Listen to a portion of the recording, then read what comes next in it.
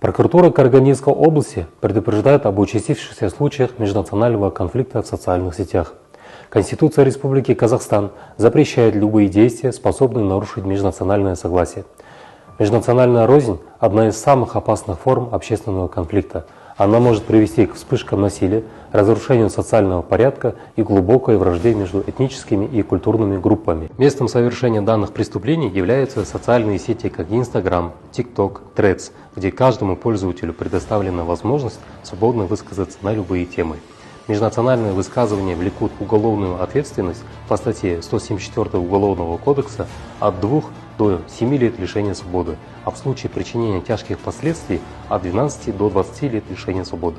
Данные правонарушения относятся к числу экстремистских преступлений.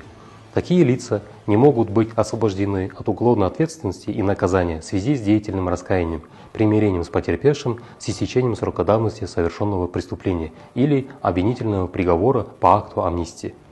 Как правило, авторы таких материалов после установления правоохранительными органами их личности раскаиваются в своих действиях, приносят публичные извинения.